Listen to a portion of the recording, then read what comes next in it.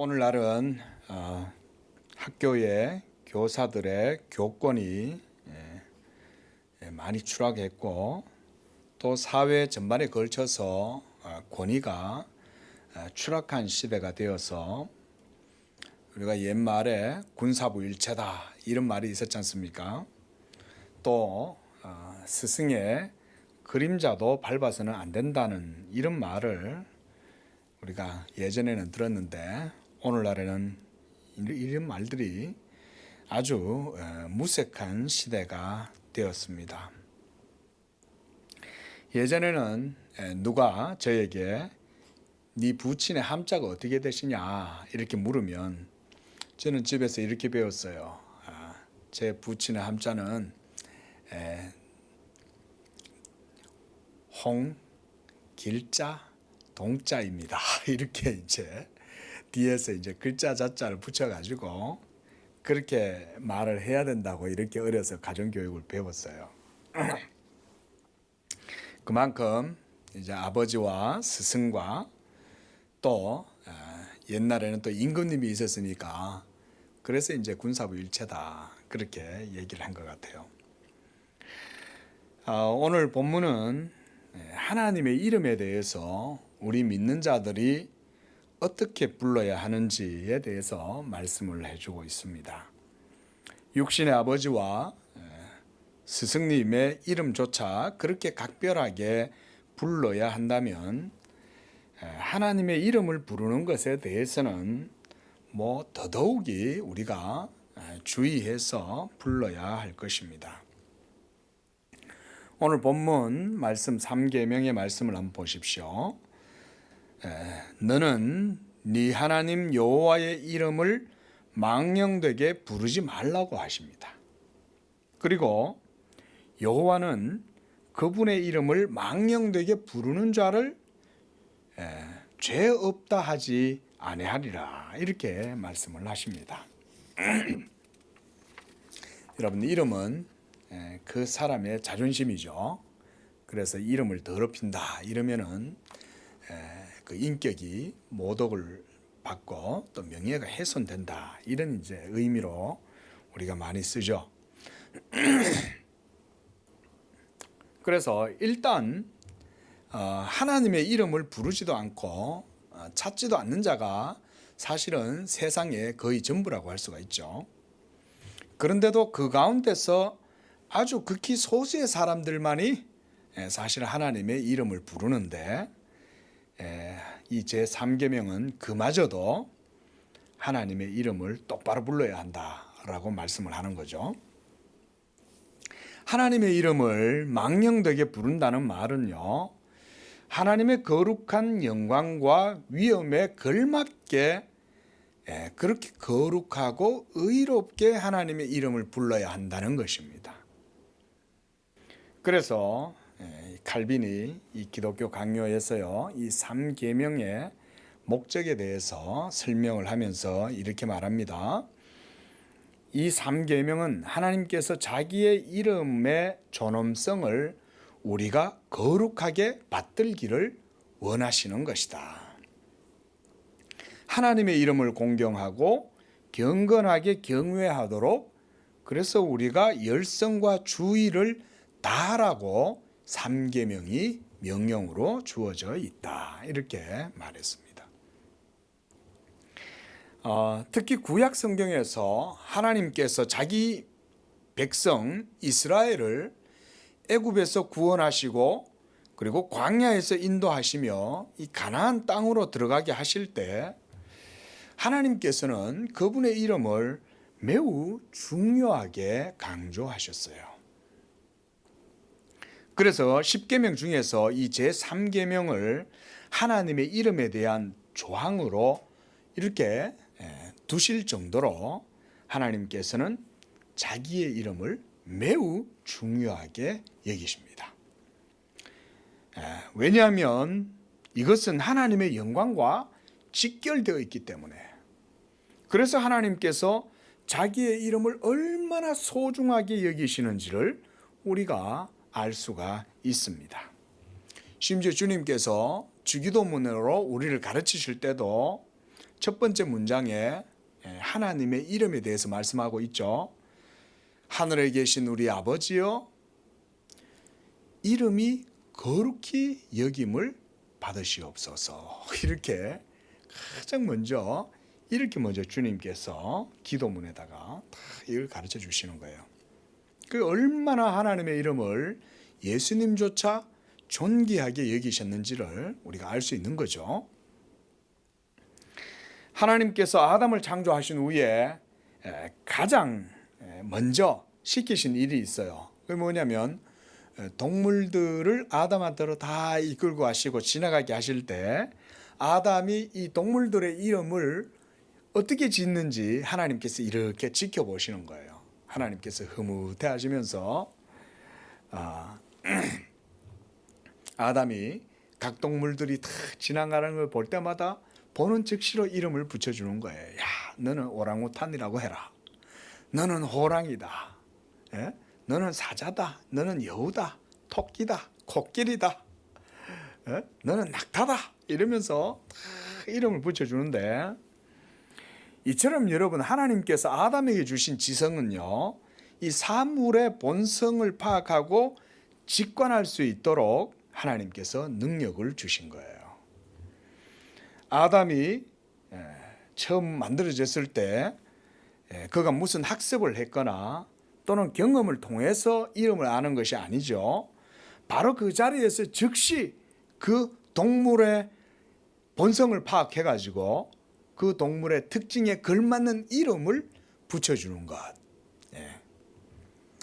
이것이 하나님께서 자기 형상으로 창조하신 아담의 지적인 능력을 보여주는 것이라고 하겠습니다. 그런데요, 그런 아담도 이름을 붙일 수 없는 존재가 있었어요. 바로 하나님이십니다. 아담이 눈을 딱 떴을 때 여기가 어디지 이랬을까요? 그게 아닙니다. 아담은 눈을 뜨자마자 온 세상에서 찬란하게 빛나는 영광의 빛을 인식하고 그 빛으로 말미암아 직관력이 발휘되어 가지고 하나님이 이 모든 세상의 주인이라는 것을 자동적으로 아는 거예요, 여러분. 하나님을 경험적으로 알거나 추론해서 아는 게 아니에요. 직관적으로 그냥 아는 거예요, 아담은. 그래서 아담이 하나님의 이름은 뭐라고 지어서 부를 수가 없어요. 성경 어디에도 하나님의 이름을 지어서 부르진 않아요, 아담이. 왜냐하면 하나님이 누구인지 피조물인 아담이 하나님을 규정할 수 없기 때문에 그런 것입니다.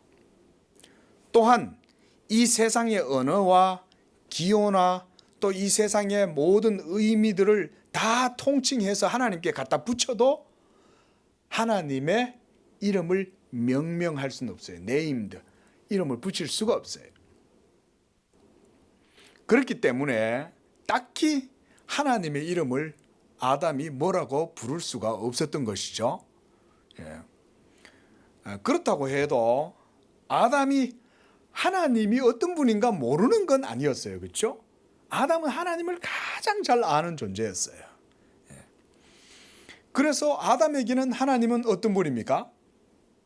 그분은 그냥 아담에게는 그분이었던 거예요. 야, 하와, 자기야, 그분이 오셨어. 이러면 다 알아요. 그분이야. 이러면. 그분이 오늘 동산에 찾아오셨어. 이러면 그분이 오신 걸 다 아는 거예요. 그분은 바로 하나님이죠. 여러분, 뭐라고 하나님의 존재 의미를 규정할 수 있는 것은 그것이 아닌 것이죠. 그래서 그래도 이 아담이 하나님을 몰랐던 것은 아니었죠. 가장 하나님을 잘 알았어요. 눈만 뜨면 온 세상 만물에는 하나님의 영광의 빛이 찬란하게 드러났고 말씀의 생명과 의의 빛이 충만하게 빛났기 때문에 하나님의 얼굴을 피해서 숨을 수 있는 곳은 하나도 없었어요.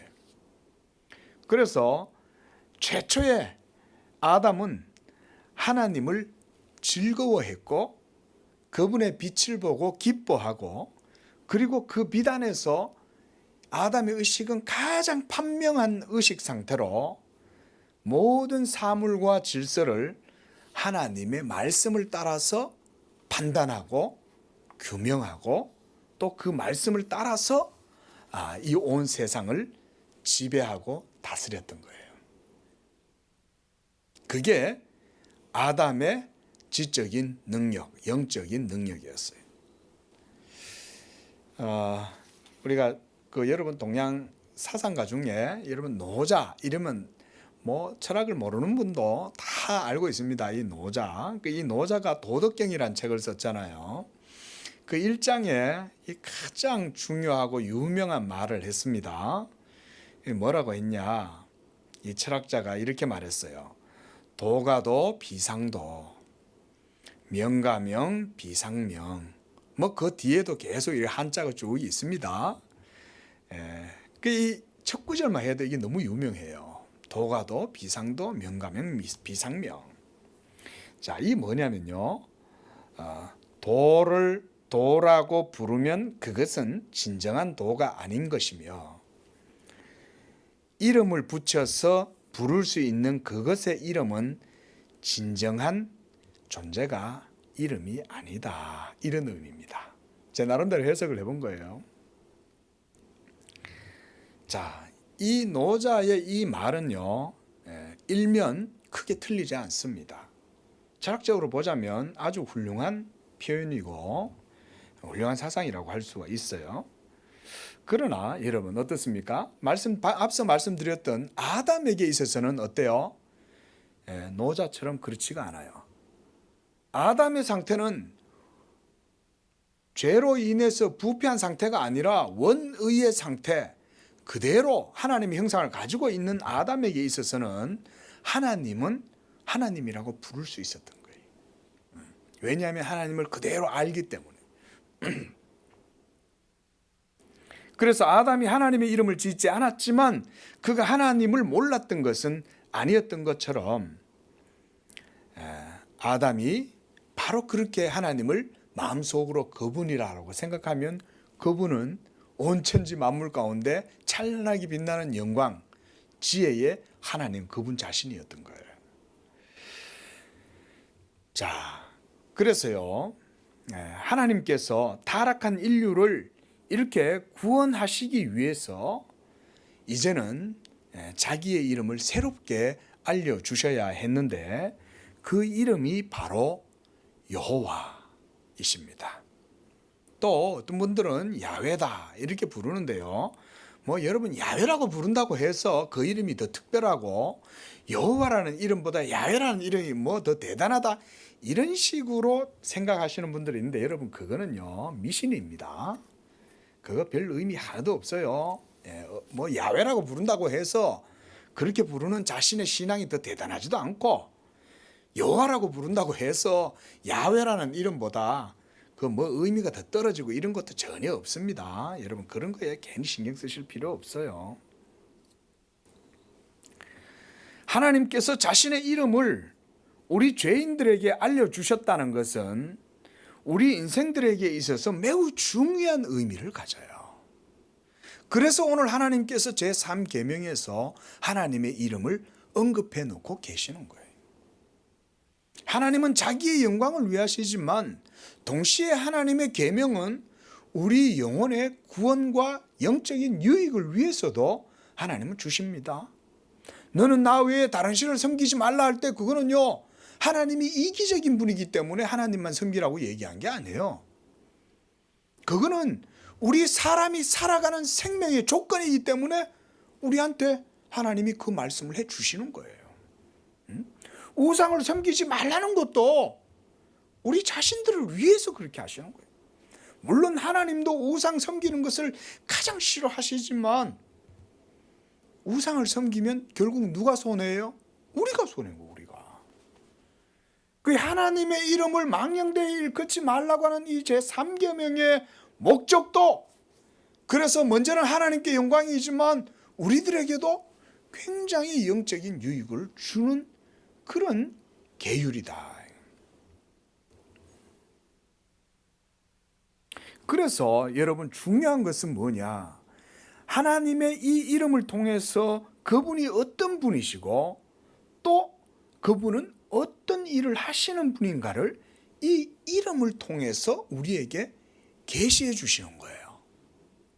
이게 또한 우리에게 율법을 주신 목적이죠.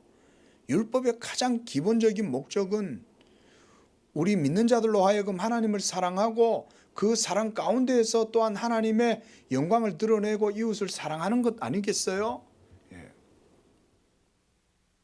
그래서 하나님께서는 자신을 언약의 하나님으로서 이 언약 백성을 구원하시는 여호와 하나님의 이름으로 자신을 알려주시는 거예요. 그렇게 해서 하나님 그분이 구원자시요, 그리고 우리를 구원하시는 일을 하신다고 말씀해 주시는 거예요. 그게 제3계명 속의 큰 주제라고 할 수가 있습니다. 하나님께서 자신의 이름을 여호와로 알리신 것은 그분이 바로 구속주 하나님이신 것을 우리에게 보여주세요. 그래서 우리가 이렇게 말합니다. 하나님의 이름 여호와 그 자체 안에는 그래서 계시적인 의미가 들어있다 이렇게 말해요. 계시적 의미가. 그래서 율법이 하나님이 누구시며 하나님의 뜻은 무엇이고 그래서 그분이 하시는 일이 무엇인가를 율법이 우리에게 보여주는 거예요. 하나님께서 미디안 광야에서 모세를 부르실 때 하나님께서 그때 자신을 여호와로 알려주셨어요. 그러면 여러분, 하나님께서 모세 이전에 아브라함과 그 이전의 사람들에게 모세 이전 사람들에게는 하나님을 그들은 어떻게 불렀을까요? 성경에 보면 먼저는 하나님 이런 의미로 엘, 또 엘로힘, 또 엘샤다이, 또 엘 엘리온, 또 뭐 아도나이 이런 여러 가지 이제 의미가 있습니다. 근데 이 여호와라는 이름이 성경에서 이 하나님의 고유한 이 명칭이 되었는데 하나님께서 이스라엘 백성을 애굽에서 이끌어내실 때 모세가 하나님께 이렇게 물어요. 출애굽기 3장 13절에 하나님, 내가 내 동족들에게 가서 나에게 나타난 신의 이름이 무엇이냐고 물으면 내가 그들에게 하나님의 이름을 뭐라고 얘기를 해줘야 합니까? 이렇게 말한 거예요. 자, 모세 시대 때까지 아직까지도 하나님의 이름이 정확하게 명명되지 않았다는 거죠. 그렇죠? 그러니까 모세도 하나님의 이름을 모르는 거예요. 모세와 이스라엘 백성들에게 있어서 하나님의 이름은 그럼 뭐였을까요? 아브라함의 하나님, 이삭의 하나님, 야곱의 하나님. 특히 그 하나님은 엘샤다이, 전능하신 하나님으로만 그들에게 알려져 있었어요. 여러분, 하나님께서 자신을 나타내실 때 이와 같이 아브라함과 이삭과 야곱의 하나님으로, 전능하신 하나님으로 자신을 그들에게 나타내셨다 이렇게 말씀합니다. 우리 출애굽기 한번 보십시오. 6장 3절 말씀 한번 보세요. 출애굽기 6장 3절.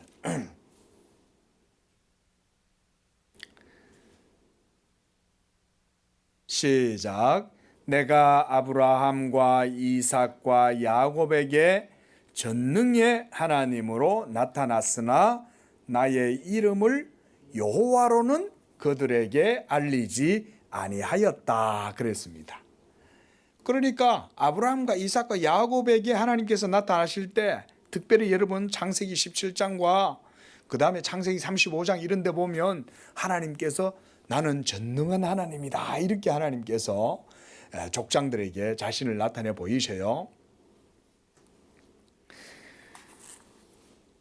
그래서 하나님께서 모세한테 자기의 이름을 말씀해 주시는데 뭐라고 하시냐면 출애굽기 3장 14절 한번 보시겠어요? 거기에 이렇게 말씀하셔요. I am that I am.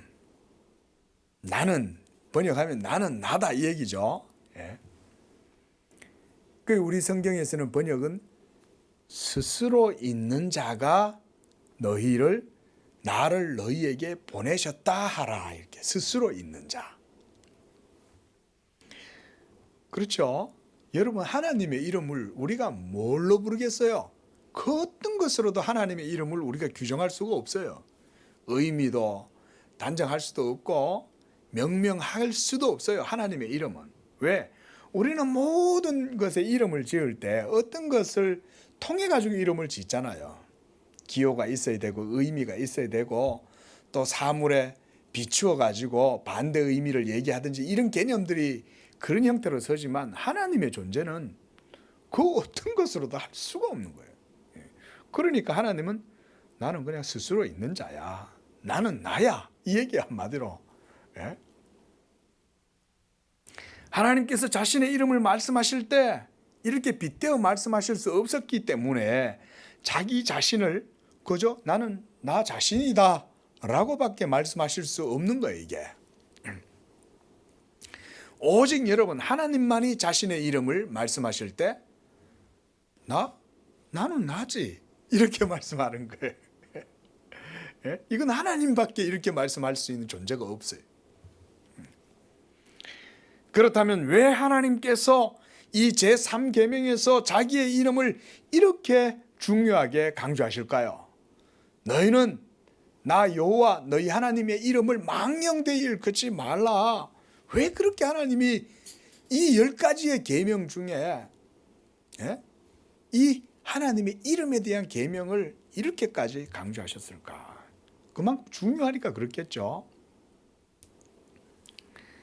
자, 먼저는 하나님의 영광이 우리 죄인들의 이 구원을 통해서 드러나기 때문에 하나님은 제3계명에 자기의 이름을 망령되이 일컫지 말라고 이렇게 적어 놓으셨어요. 그걸 우리가 반드시 이게 잘 기억하셔야 됩니다. 왜냐하면 복음은 하나님의 영광을 나타내 주기 때문에 그래요. 이것은 매우 중요한 신앙의 교훈입니다. 하나님께서 여러분을 구원하실 때 복음의 은혜로 값없이 구원을 베풀어 주시죠. 그런데 이 복음이 값이 없이 우리에게 주어진다고 해서 여러분 그 복음의 가치가 떨어진다는 말은 아니죠. 그렇죠? 도리어 이 복음의 가치는 이 세상의 그 어떤 가치로도 값을 매겨서 정할 수 없는 것이기 때문에 하나님께서 이 구원을 은혜로 우리에게 무상으로 값 없이 주시는 것이죠.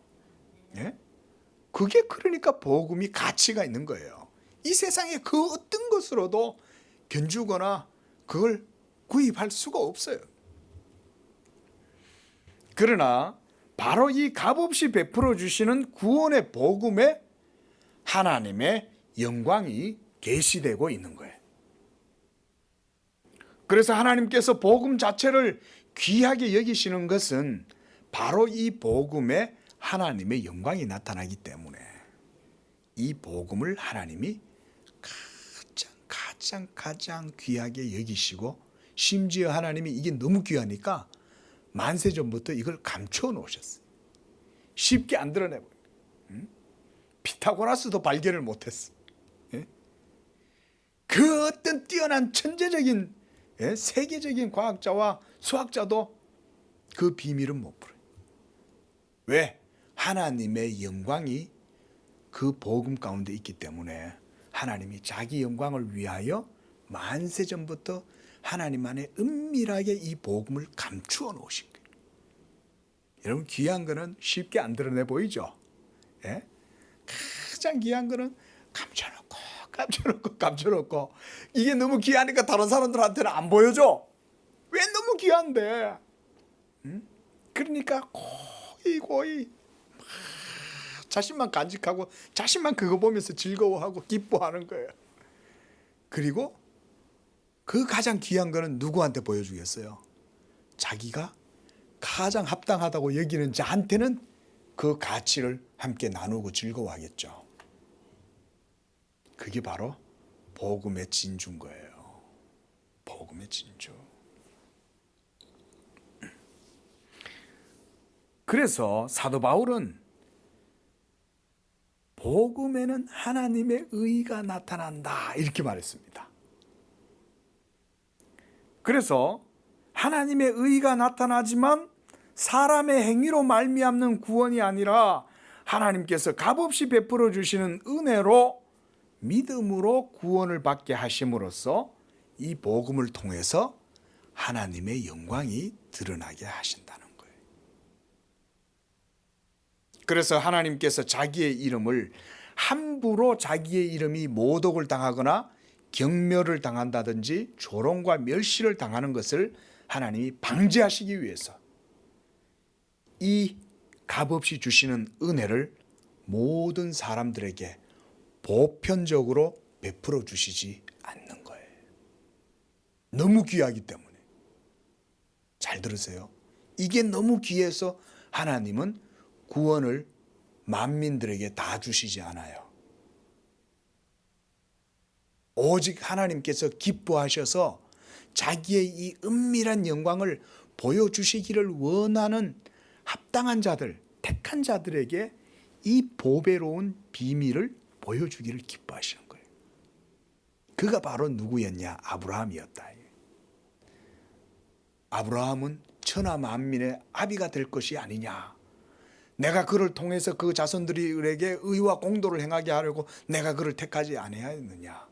내가 나의 벗 아브라함에게 나의 하는 일을 숨기겠느냐. 하나님께서 아브라함한테는 하나님이 하시는 일을 숨기지 않겠다고 말씀하시는 거예요. 그게 뭘까요? 아브라함아, 나는 너의 지극히 큰 상급이다. 내가 너를 모든 민족과 열방의 아비가 되게 하고 너로 말미암아 너에게서 많은 백성들이 하늘의 별과 같이 많이 일어나게 될 것이다. 너를 축복하는 자에게는 내가 축복을 내리고 너를 저주하는 자에게는 내가 저주를 내릴 것이다. 하나님이 얼마나 이 아브라함을 사랑하셨는지 아브라함에게 복음의 비밀을 보여주신 거예요. 하늘을 봐라. 먼 훗날 네 자손이 바다의 모래와 같이 하늘의 별과 같이 저렇게 온 세상에 가득할 거다. 할렐루야. 이 복음의 비밀을 하나님은 아브라함한테 보여주신 거예요. 그것은 이제 신약의 택하신 백성들 속에도 이 복음의 비밀을 우리에게 보여주시는 거예요. 이 비밀이 뭐예요? 너희 안에 계신 그리스도시다. 예? 하나님의 비밀인 그리스도다. 그래서 우리가 로마서 3장 말씀 한번 찾아보겠습니다. 로마서 3장 26절 한번 찾아보십시오.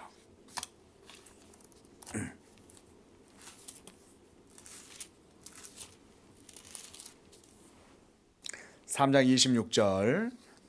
자, 함께 읽어봅니다. 시작. 곧 이때에 자기의 의로우심을 나타내사 자기도 의로우시며 또한 예수 믿는 자를 의롭다 하려 하심이라. 이렇게 말씀했습니다. 자, 하나님이 복음을 통해서 뭘 드러낸다는 겁니까? 자기의 의로우심을 드러낸다는 거예요. 하나님의 의의 개념은 우리가 생각하는 것보다 훨씬 큽니다.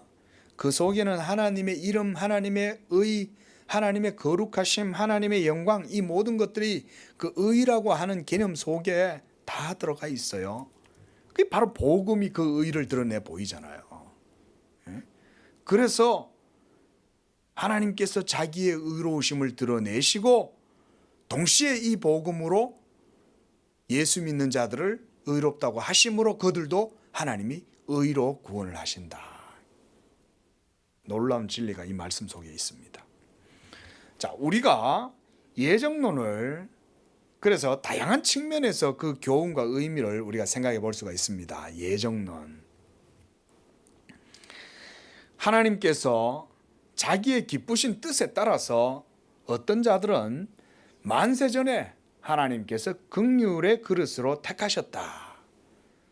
또 어떤 자들은 하나님께서 진노의 그릇으로 택하시고 그들을 예정하신 것은 하나님의 주권적인 섭리를 통해서 자기의 이름의 영광을 드러내는데 그 목적이 있는 거예요. 그래서 예정론 이르면 그 가장 중요한 핵심 가치는 하나님의 영광입니다. 그러니까 어떤 사람은 하나님께서 만세전에 모든 것들을 다 정해 놓으시고 하나님께서 택하신 자들은 구원하시고 택함받지 않은 사람들은 구원받지 못한다. 이러니까 이걸 무슨 결정론처럼 생각을 해가지고 아니 뭐 하나님이 다 정해놨으면 하나님 뜻대로 되겠네. 이런 말을 하는 사람 자신들이 벌써 여러분 하나님의 뜻에서 벗어나 있는 거예요. 그건 하나님을 전혀 잘못 생각하는 거예요. 하나님께서 왜 이렇게 만세전에 하나님께서 자기 영광을 위하여서 창세전에 그리스도 안에서 우리를 택하시고 예정하셨냐. 그것은 하나님의 택하신 자들로 하여금 하나님의 영광에 찬송이 되게 하려고 그렇게 했다고 이 에베소서 1장에서 사도 바울도 말하죠. 자, 그래서요. 그래서 우리가 예정론 이러면 주로 이제 우리가 갈빈주의다 이렇게 많이 말하는데 그 우리 개혁 장로교회입니다. 우리가 이 갈빈주의는 장로교회를 이제 갈빈주의라고 그래요. 그 우리 장로교회는 그래서요. 하나님을 믿되 하나님의 이름에 합당한 영광을 돌리는 그런 신앙 고백을 통해서 우리의 구원도 그 속에서 이해를 해요. 자, 다시 한번 여러분 잘 생각해 보세요. 여러분들이 죄에서 예수를 믿고 구원을 받고 죄사함과 하나님의 자녀가 될 때 여러분 그때 여러분들이 생각하는 구원의 개념은 그 중심이 어디에 있습니까? 사람에게 있습니까? 하나님께 있습니까? 당연히 논리적으로야 하나님께 있다고 말을 하겠지만 많은 사람들이 구원에 대해서 생각할 때 그 구원의 무게를 하나님의 주권과 하나님의 기쁘신 뜻과 예정과 섭리와 이런 것에 두지 않는다는 거예요. 내가 믿었으니 구원받는 것이다 라고 주로 많이 생각을 해요. 이게 소위 뭐냐? 인본주의적인 복음주의라는 게 이런 거예요. 구원을 자기중심적으로 생각하는 거예요. 여러분, 구원을 자기중심적으로 생각하는 것 자체가 바로 오늘 3계명을 어기는 거예요. 나는 너희를 애굽 땅에서 건져낸 내 하나님 여호와다. 너희는 내 이름을 망령되이 일컫지 말라라는 얘기는 하나님을 하나님답게 불러라 이 말이에요. 우리를 구원하신 하나님을 구원하시는 하나님으로 바르게 엘샤다이로 전능하신 하나님으로 우리가 바르게 그 하나님의 이름을 불러라. 우리를 구원하시는 하나님이 바로 여호와시다. 어찌 그 구원에 있어서 인간의 의와 인간의 노력과 인간의 능력과 지혜를 주장할 수 있냐? 구원의 모든 영광을 하나님의 이름에 돌려야 되지 않냐? 그게 제3계명의 뜻이다. 그 우리가 구원받았다면 하나님의 이름에 감사할 수밖에 없죠. 그래서 우리가 이 개혁 장로교회는 솔리 데오 글로리아 오직 하나님께 영광을 돌린다. 이 슬로건을 외치잖아요. 그 여러분들의 삶에 이것이 이 표가 중심이 되시기를 바랍니다. 오직 하나님께 영광을. 우리가 밥을 먹든지 잠을 자든지 무엇을 하든지 다 하나님의 영광을 위하여 하라. 사도 바울이 그렇게 얘기하는 거예요. 먹든지 마시든지 무엇을 하든지 여러분들이 회사에서 하나의 직책을 맡아서 일을 하든지 회사의 CEO로 일을 하든지 학교의 선생님으로 일을 하든지 의사로 하든지 뭔가를 연구하는 학생이든지 무엇이든지 간에 다 할 때는 하나님의 영광을 위해서 해라. 그 제3계명의 뜻을 따라서 하나님의 이름을 위하여 모든 일들을 행하면 여러분 하나님이 안 도와주시겠어요? 하나님이 복 주시는 줄로 믿으시기 바랍니다. 지혜가 거기서 생겨나는 거예요. 지혜라는 거는 바로 그런 데서 생겨나는 거예요. 그래서 이렇게 전지전능하신 하나님은 살아계시고 거룩하고 영광스러운 분이시므로 자기의 이름을 위하여 그 모든 구원의 일을 행하고 이루어 가시는 분이시는 것을 우리가 이 솔리데오 글로리아 이걸 통해서 우리가 고백하는 거예요. 이것이 또한 성경 전체의 증거이기도 합니다. 우리가 요즘 새벽에 시편을 묵상하잖아요. 시편 보십시오, 여러분. 시편에는 전부 다 하나님의 이름에 대한 내용밖에 없습니다. 모든 것이 다 하나님의 이름, 하나님의 이름. 여호와 우리 주여, 주의 이름이 온 땅에 어찌 그리 아름다운지요. 모든 것들을 다 하나님의 이름에 다 돌려요, 시편에. 그뿐만 아닙니다. 모든 성경에서 다 하나님의 이름을 얼마나 높이고 찬양하는지 몰라요. 그래서 성경에서 하나님이 행하시는 모든 행동을 이렇게 간추려서 제가 말씀을 드릴 수 있어요. 자, 한번 따라해 보겠습니다. 하나님은 자기 이름을 위하여, 자기의 영광을 위하여, 자기의 의로우심으로 인하여, 또 하나님은, 따라하세요. 하나님은 자기의 영광을 위한 자기 열심으로 모든 일을 행하신다. 이게 우리 갈빈주의 장로교회의 아주 깊은 성경적인 신앙 고백이에요. 이는 만물이 주에게서 나오고 주로 말미암고 주에게로 돌아간다. 모든 것은 다 하나님에 의해서 이루어지는 거예요. 하늘에 날아다니는 참새 한 마리도 하나님의 뜻에 의해서 이루어지고, 여러분들의 머리털 하나까지도 하나님께서 다 세신다는 것은 모든 것이 다 하나님의 뜻 안에서 이루어진다, 그 얘기 아니겠어요? 하나도 벗어나지 않아요. 우연이 없어요, 여러분. 우연이 없어요. 이걸 아무리 강조해도 성도들이 그거를 자세히 안 듣더라고요. 우연 없습니다 이렇게 얘기해도 오늘 운수가 좋네, 예수 믿으면서도 운수 좋다고 얘기하는 거예요. 그러면 안 돼요. 운수는 없어요.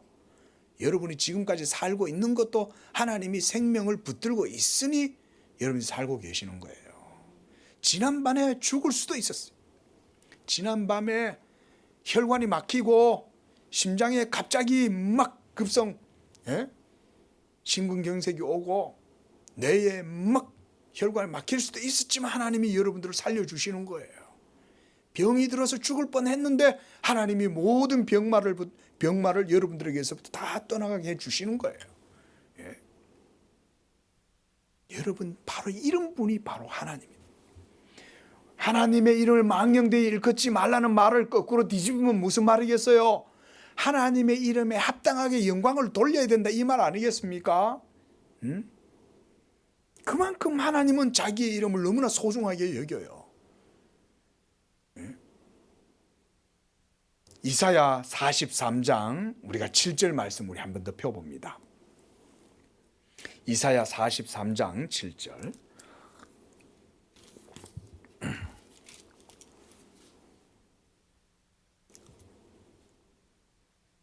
구약성경 1019쪽 어간 이사야 43장 7절.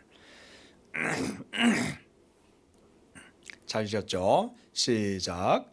내 이름으로 불려지는 모든 자 곧 내가 내 영광을 위하여 창조한 자를 오게 하라. 그를 내가 지었고 내가 만들었느니라. 하나님께서 자기의 이름으로 불려지는 자들은 자기의 영광을 위해서 창조했다, 이 얘기예요. 그들이 누굴까요? 여러분이에요. 특별히 여기서 이사야는요, 하나님의 택하신 백성들, 예수 그리스도로 말미암아 새롭게 거듭나는 새 창조, 새 언약의 존재들을 말씀하는 거예요, 여기서. 그러니까 바로 여러분들이에요. 예수 믿는 여러분들. 그리고 바로 그 뒤에 21절도 다시 한번 보십시오. 자, 시작. 이 백성은 내가 나를 위하여 지었나니 나를 찬송하게 하려 함이니라 그러잖아요. 하나님이 하나님을 위해서 여러분을 창조하신 거예요. 예수의 영을 여러분들에게 주신 것, 예수의 이름을 믿을 수 있도록 복음의 은혜를 주시고 예수 믿을 수 있는 믿음을 주신 것, 하나님이 자기 이름으로 하신 줄로 믿습니다. 그런 고백이 진짜 구원에 대한 고백인 거예요. 이게 개혁주의인 거예요, 이게. 자, 그 뒤에 바로 48장 한번 찾아봅니다. 이사야 48장. 자, 9절 한번 보십시오. 시작. 내 이름을 위하여 내가 노하기를 더디할 것이며 내 영광을 위하여 내가 참고 너를 멸절하지 아니하리라. 하나님이 이 이스라엘 백성들을 싹 쓸어버리고 싶은데 하나님의 공의로 할 것 같으면 하나도 남겨둘 자가 없는데도 하나님은 어떻게 하신다는 거죠? 자기의 이름과 자기의 영광을 위하여 자비를 베풀겠다는 거예요. 모두 다 그 중에 하나도 하나님의 은혜가 없이는 싸그리 다 멸망할 수밖에 없는데 하나님이 은혜로 그들을 그 가운데 보존하시고 지키신다. 자기 영광을 위해서. 11절 말씀도 보세요. 시작. 나는 나를 위하여 이를 이룰 것이라. 어찌 내 이름을 욕되게 하리요 내 영광을 다른 자에게 주지 아니하리라. 여기 보세요. 하나님이 여기서는 얼마나 자기의 영광과 자기의 명예와 프라이드를, 자존심을 얼마나 강조하시는지 몰라요. 보세요. 나는 나를 위하여. 그 다음 또 뭐라고 되어 있어요? 나를 위하여. 두 번이나 강조하신 거예요. 야, 내가 너희들 왜 구원하는지 알아? 참, 내가 나를 위하여 하는 거야. 내가 너희들을 이 세상 죄 가운데에서 그저 육체 속에서 육의 정욕을 따라 살고 그것으로 서로 물고 먹히면서 뒤엉켜 가지고 악순환의 고리에서 벗어나지 못하고 계속 저주를 밥 먹듯 말아 먹을 수밖에 없는 너희들, 그러나 내가 나를 위하여 한다. 나를 위하여, 이 얘기예요. 나를 위하여, 나를 위하여. 여러분, 이것이 바로 하나님께서 자기 영광을 위하여 모든 일들을 하신다 이거예요. 이렇게 하나님이 자기의 이름을 소중하게 여기신다.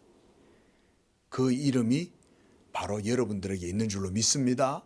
그렇게 귀한 이름을 여러분들에게 주시는 거예요. 그래서 우리가 기도할 때도 너희가 내 이름으로 기도해라.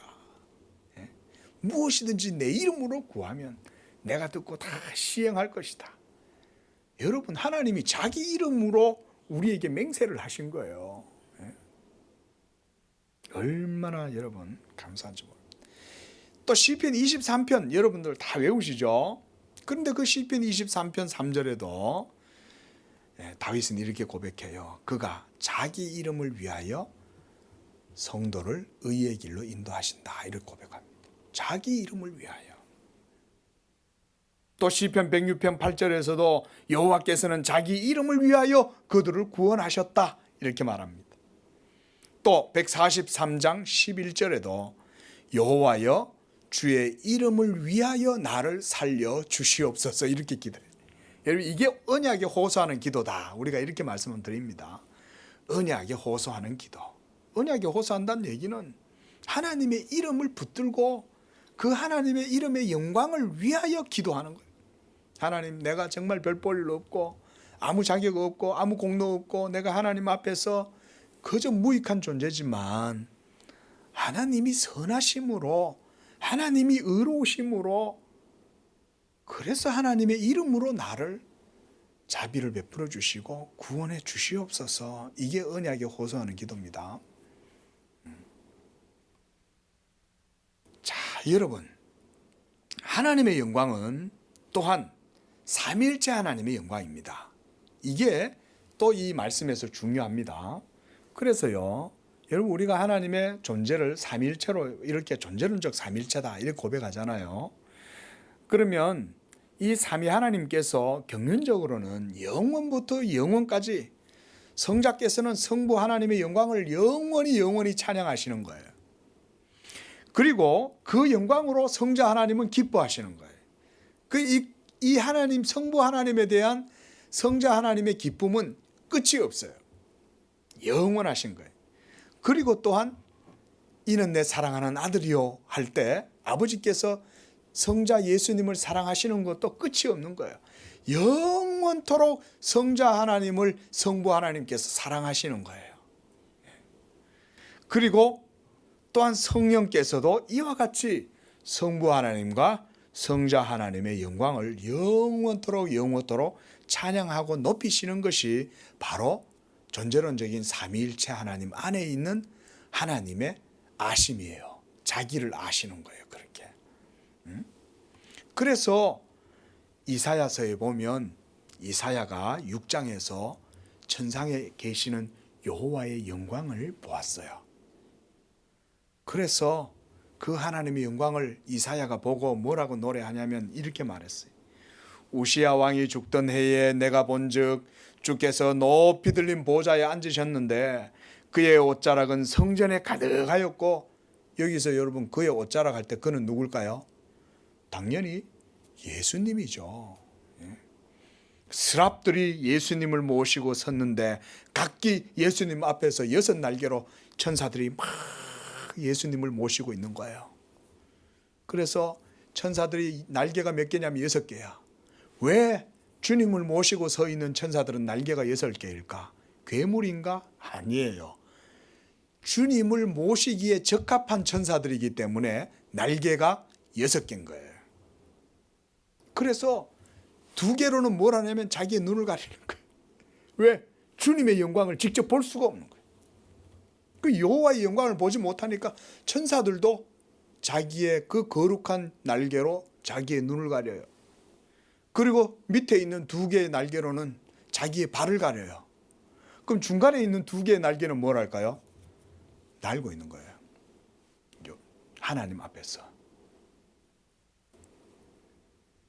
그러면서 그걸 바라보면서 이사야가 노래하는 거예요. 거룩하다 거룩하다 거룩하다 만군의 여호와여 그 영광이 온 땅에 충만하도다. 이렇게 이사야는 하나님의 영광을 보고 노래합니다. 자, 여러분, 이렇게 해서 이사야도 하나님께로부터 부름을 받는데, 자, 말씀을 맺겠습니다. 사랑하는 성도 여러분, 오늘 제 3계명에 대해서 제가 말씀을 좀 드렸는데요. 바로 여호와의 그 하나님의 이름, 이 이름이 바로 실체가 되시는 예수 그리스도의 이름이라고 할 수 있어요. 그리고 그 예수의 이름을 하나님께서 복음을 통해서 우리에게 주셨는데, 복음을 통해서 하나님이 자기의 영광을 우리에게 다 드러내 보여주신 거예요. 이것이 바로 제3계명에서 하나님께서 언약 백성들인 우리에게 주시는 하나님의 뜻입니다. 우리가 이 거룩하신 하나님과 의로우신 하나님의 뜻을 이제 안다면 우리에게 주신 이 복음의 은혜를 통해서 전적으로 하나님께만 영광을 돌리는 그런 삶이 되기 위해서 우리가 힘써야 하는 것입니다. 이런 가운데 여러분들의 삶 속에 하나님의 영광이 높임을 받고 그것을 통해서 여러분들에게 주신 구원에 더 큰 감사가 넘치고 그걸 통하여 복음에 나타나는 하나님의 의, 하나님의 영광에 합당한 찬양과 삶이 우리 성도들 가운데 있으시기를 축원을 드리는 것입니다. 기도하겠습니다.